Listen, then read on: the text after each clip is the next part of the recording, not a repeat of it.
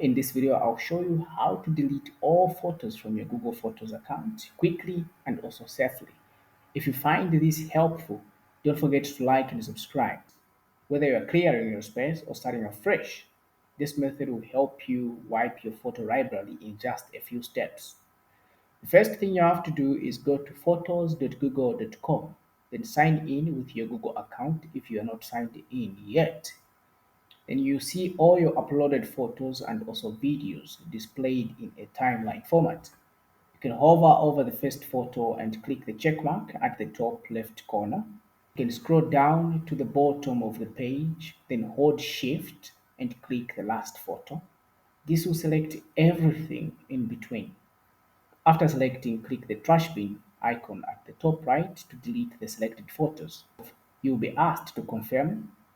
Click Move to Trash to proceed.